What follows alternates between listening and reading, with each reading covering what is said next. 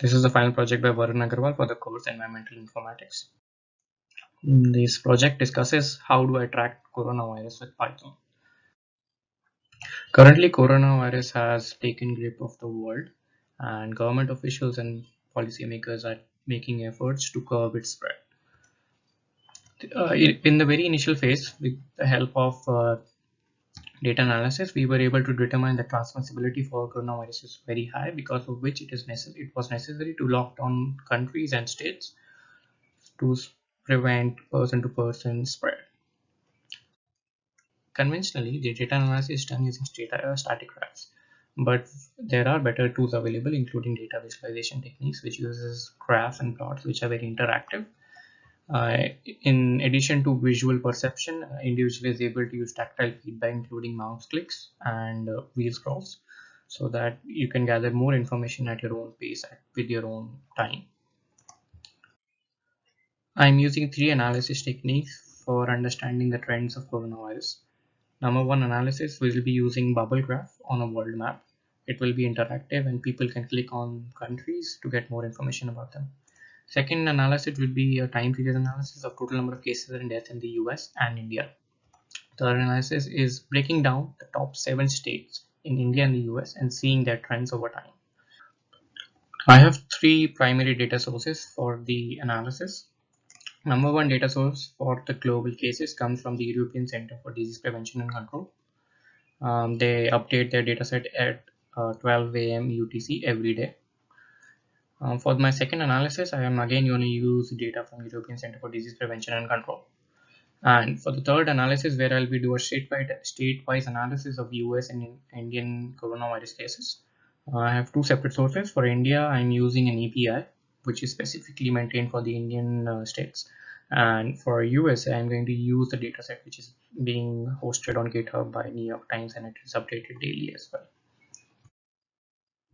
On my first dataset, I found that the dataset was very consistent, except at some rows, and for some countries there was a node available data. For those rows and countries, I removed the row altogether.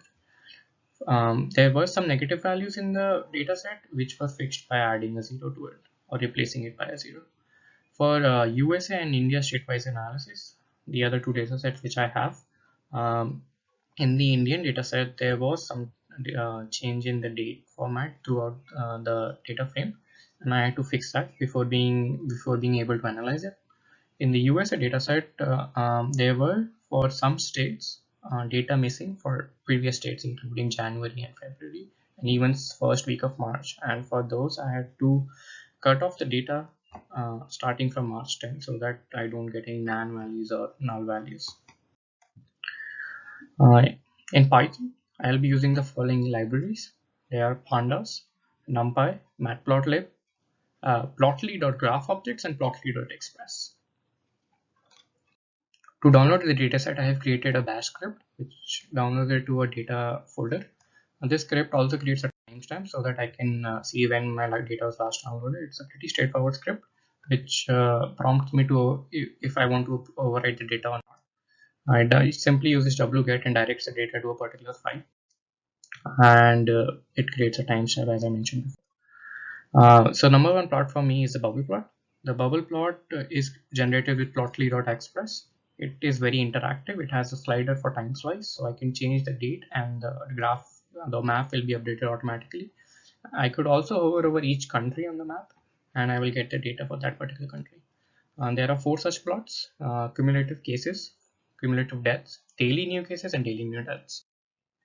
This is how the graph looks as a snapshot. This is where my slider for the date is, and this is the legend. I'll be now shifting to an HTML presentation. You can see this is a bubble graph where I could change the time. So right now it's 13th April, and I could change this to 20th April, and with the change, the graph is updated. This can also be done with an autoplay, which automatically adjusts the dates, and we have an interactive graph here. Second example I want to show is with the cumulative deaths, and here I could like hover over each country and see, in this case India, and we could see the cumulative deaths is 437 as of 17th April. Similarly, you can do it for US or Spain or for that matter any other country in the world. My third graph is for the daily new cases for the world. So within this graph, I could zoom to a specific region, let's say Europe, and within this I could also pan and zoom in and out, and anything is possible with this graph. This is an natural projection of the graph. Finally, this is the graph for daily deaths. In this, I could toggle the countries as well. So let's say in this case, I could toggle Europe, and now Europe won't be visible. I could toggle Asian, and Asian data won't be available. My second analysis is done using bar plots. The bar plot is again generated with Plotly Express and is very interactive. From the drop down, I could select the data for US or India, or for displaying the number of cases or death. I could zoom into a specific time range. I could pan through the time range. I could hover over a particular timestamp and I would get the data at that particular timestamp, and I could also toggle spike lines. There are 6 such plots for USA, India, 3 for each. For USA, there are cases, deaths, and cases and deaths on the same graph. Similarly for India. This is how the graph looks. This is where my legend is. These are the tools for toggling on different interactive elements. And this is the drop down where I could select what graph I want to display. Right in this graph, from the drop down, you can choose different versions. First is USA total number of cases. I could also choose just the deaths, or I could choose a combination of cases and deaths. And now the deaths will be plotted in the negative axis, and I could hover over each. So as you can see, if I hover over a particular date, I only get the USA cases, but I don't get a pointer for the deaths. So I could toggle that, and now I have a pointer for both simultaneously. Apart from that, I can also toggle the spike lines like so. I could otherwise zoom into a particular region and see the data. I could, let's say, zoom from 5th April to 12th April, and now I have individual cases. I could also zoom back. Similarly, I have this graph for India uh, for the deaths and the cases and deaths simultaneously as well. My final analysis is using a horizontal bar race plot animation. So this animation is generated with Matplotlib, and it creates a GIF. There are 2 such plots. Number 1 plot is for the US and another is for India. This is how the plot for India looks. As you can see, as the date is progressing, the number of cases for the top 7 states is also changing, and we could see a comparison over time.